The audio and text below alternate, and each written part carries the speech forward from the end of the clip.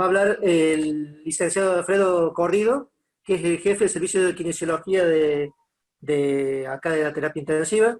Un muy buen servicio de kinesiología logrado organizar en los últimos años. Y va a hablar sobre soporte ventilatorio en pacientes con COVID. ¿Sí? Eh, bueno, Bueno, buenos días a todos. Vamos a hablar de lo que es el soporte ventilatorio en el paciente pediátrico en este contexto de COVID-19. Nosotros sabemos que tenemos si hacemos una clasificación rápida, dos tipos de estrategias, son las ventilatorias y las no ventilatorias.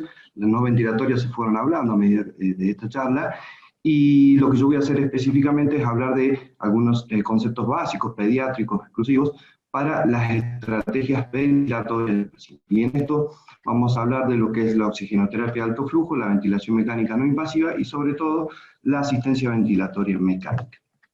Si hablamos de cánula de alto flujo, sabemos que es una indicación directa para la ira hipoxémica, y tener en cuenta que los pacientes pediátricos han tenido muy buenos resultados y evidencia fuerte sobre el uso, sobre todo en los pacientes con diagnóstico de bronquiolitis.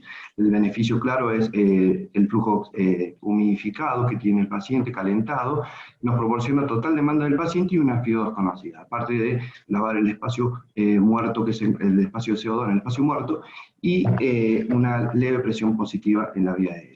Pero bueno, a pesar de este lavado del espacio muerto, sabemos que no es lo fundamental para trabajar sobre la hipercapnia, sino sobre la hipoxemia.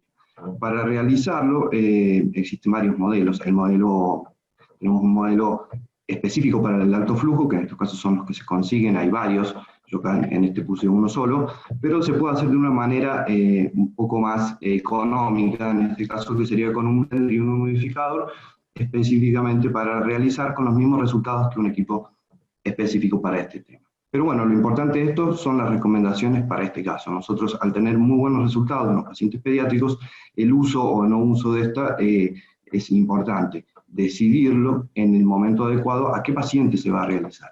Y lo más importante son las medidas de seguridad y la dispersión que te puede generar el sistema de alto flujo. Sabemos que durante la tos o inclusive cuando se coloca mal el sistema de alto flujo, la dispersión va a ser mucho mayor que si tomamos los recaudos necesarios. En este contexto, lo que se plantea como recomendación siempre es utilizar, ya se dijo en varias cosas, en varias de las charlas, es la presión negativa. Sabemos que no es algo común en Argentina tener salas con presión negativa, pero bueno, en el caso de no tenerla, se prefiere usar o pacientes individualizados en la sala o en triage de pacientes, siempre con una bolsa plástica protectora para evitar, digamos, la mayor dispersión. También pueden utilizarse los barbijos quirúrgicos por encima de la CAFO, solamente para los pacientes mayores de 2 años. En este caso, la colocación, como se dijo, debe ser realizada siempre con una cánula que ocupe el 50% de la nariz y tiene que estar bien fijada. Siempre esta colocación va a ser hecha antes de poner en funcionamiento el equipo, y se coloca todo y recién ahí se empieza. El inicio del tratamiento va a estar dado específicamente por el protocolo hospitalario. Cada hospital tiene su protocolo específico, pero básicamente son 2 litros por kilo máximo y una FIO2 no mayor a 0,6 para ir disminuyendo en el tiempo. Sabemos que esta aplicación, en este caso preciso, y para todos los pacientes en general, digamos, independientemente del COVID, debe estar monitorizada porque nunca debe retrasar la opción de la intubación endotráquea. Si tenemos en cuenta la ventilación no invasiva, acá sí podemos trabajar un paciente con hipercapnia, pero si hablamos en este contexto, quizás sea lo menos recomendado porque genera mayor dispersión. Pero bueno, en este caso podríamos trabajar un poco mejor la hipercapnia. Sabemos todos los beneficios que tiene y el aumento en las terapias pediátricas ha sido importante en los últimos tiempos de esta terapéutica. Como si yo les voy a plantear en este momento que si en el caso de usarla o tener que usarla por una disponibilidad de equipos o una situación específica, deberían tener ciertos cuidados y ciertas recomendaciones para realizarlo. Y en esto hablamos de lo que son los filtros, según la humidificación que vamos a usar, siempre tiene que estar humidificada la ventilación no invasiva, y la interfaz elegida. Sabemos que o elegimos Helmet o elegimos Total Face como interfaz, es lo que mejor se acopla al paciente y menor dispersión generan. El Helmet hay muy poca disponibilidad, se consigue muy poco en el mercado, pero la Total Face es una máscara que se utiliza mucho y se consigue en forma más fácil. En este caso, la Total Face siempre tiene que ser con codo azul, o sea, no ventilada, sin válvula antiasfixia, que esto favorecería la no dispersión o la menor dispersión. La diferencia entre esto, una obra nasal que podemos llegar a usar, es que el acople es mucho mejor en este tipo de máscaras. Y si hablamos específicamente de los filtros, nosotros tenemos dos formas de humidificar. Se recomienda en estos casos siempre humidificar con humidificadores pasivos, pero a diferencia del paciente adulto, los pacientes pediátricos siempre utilizaron humidificación activa. Nunca hemos ni ventilado ni hemos hecho tampoco con filtros pasivos. En este caso, se recomienda hacer eso, pero tener en cuenta que el volumen corriente del niño es mucho menor al paciente adulto, y tendríamos que colocar un intercambiador de humedad entre la máscara y la I, y debería tener un filtro de alta eficiencia, ese mismo humidificador, lo que es llamado HMF. Y podríamos usar filtros antibacterianos virales de alta eficiencia en lo que son las ramas expiratorias e inspiratorias. Ahora, si vamos, ese es el caso del de arriba. En este caso, vamos a ver si usamos humidificación activa, el HME filtro debería retirarse, ya que la humidificación va a ser hecha a través de un sistema activo, pero manteniendo los filtros en el equipo para la protección. Este sería el equipo ideal si deberíamos usarlo, un equipo de ventilación mecánica con un módulo de BMI. En el caso de no poseerlo y tener un equipo de flujo continuo, los equipos comunes para ventilación no invasiva, que sería este caso, lo más importante a tener en cuenta es el puerto exhalatorio Whisper, donde lo vamos a colocar. Tiene que estar siempre puesto posterior al filtro de alta eficiencia, el filtro humidificador de alta eficiencia, que en ese caso, para la exhalación del paciente debe pasar por el filtro para luego llevarse al ambiente. La aplicación, como en todos casos, debe ser rigurosamente, ya que si la ventilación invasiva en una hora no produce una mejoría del paciente y se mantiene esta terapéutica, aumenta el riesgo de mortalidad del paciente. Fundamental tenerlo bien claro antes de poder aplicarlo. Y bueno, y con respecto a la asistencia ventilatoria mecánica, sabemos que uno de los procesos o de los procedimientos que tenemos en la asistencia ventilatoria mecánica son generadores de aerosol. Tenemos la intubación, la extubación. La intubación ya fue hablada, tiene que ser una forma rápida, una secuencia rápida, por un personal entrenado en el tema para no perder tiempo. Y la extubación es otro proceso que lo vamos a ver al final. La toma de muestras, la aspiración de secreciones, como bien se dijo, se recomienda utilizar sistemas de aspiración cerrados, en lo posible y con dos beneficios claros: el no abrir la vía aérea y no dispersar hacia el exterior, y a su vez evitar el reclutamiento que puede generar abrir el sistema cuando se utilizan altos niveles de PIB.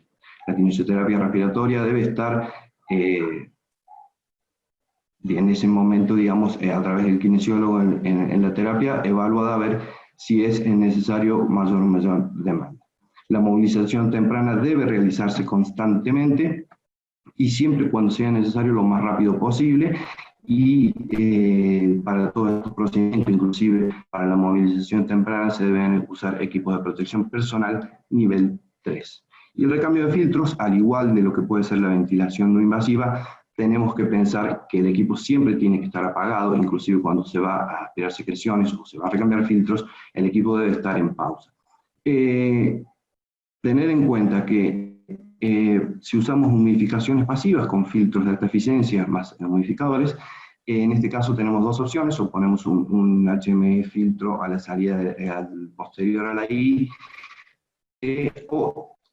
únicamente, o usamos tres filtros, en este caso filtro de rama inspiratoria, expiratoria y un intercambiador de calor y humedad que puede ser o no con filtro a la salida del aire. En el caso de usar humidificación activa, y es el caso de los pacientes pediátricos, sí o sí se utiliza los dos filtros de la rama inspiratoria y expiratoria, evitando el humidificador activo. A pesar que la recomendación siempre es usar humidificaciones pasivas, también de ventilación mecánica, lo que es el volumen corriente pediátrico muy pequeño, digamos, y la alta resistencia que generan y el paso muerto adicional que se le puede aplicar a los que aplica el HME y estos filtros al sistema, es una complicación importante, sobre todo para los pacientes más pequeños y los que menos volúmenes manejan. Y la estrategia ventilatoria es la estrategia ya recomendada para el síndrome respiratorio agudo pediátrico. El PARS nos dice claramente que los volúmenes corrientes deben ser menores a 8 mililitros kilogramos, una presión plató y una driving pressure menor a 15, con una titulación de PIB óptima para la oxigenación, siempre manteniendo una FiO2 menor al 60% en lo posible.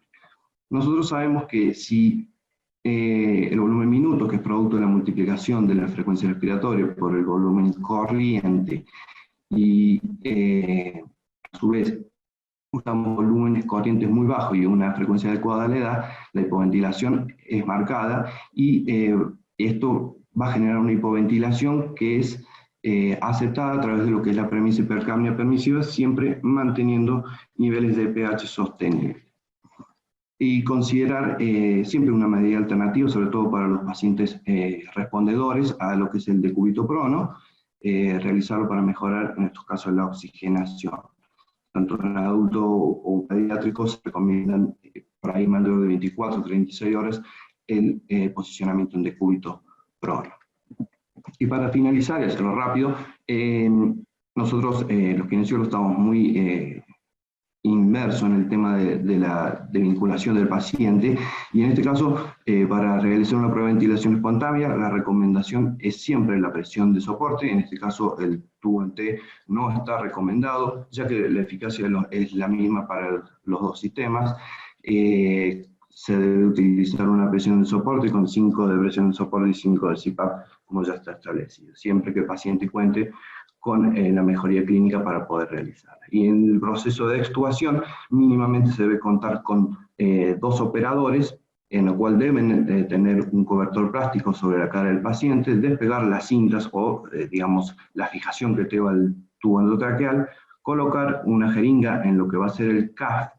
Tener en cuenta que en el mundo pediátrico todavía existe mucho el uso de tubos endotraqueales sin manguito, y en este caso no es recomendable. El manguito debe existir sobre todo para evitar, para el buen cierre y el mejor monitoreo respiratorio del paciente. En ese caso se coloca la jeringa, se aspiran las secreciones, se pausa la ventilación, en ese momento se desinfla el CAF, se retira el TEL y se coloca la oxigenoterapia, que ya previamente va a estar establecida y preparada, para luego descartar todos los elementos. Tener en cuenta que la ventilación mecánica es el gold estándar siempre, y tanto la CAFO como la ventilación no invasiva deben ser evaluadas rigurosamente para ver si el paciente está en condiciones de realizarlo, sobre todo por la aerosolización y el gran complejo que puede ser el riesgo de infección del personal por no tener las medidas adecuadas. En el caso de sí utilizarla o necesitarla, usar estos recaudos que van a disminuir el riesgo de contagio del personal de salud, inclusive de otros pacientes que pueden estar cerca del paciente. Muchas gracias.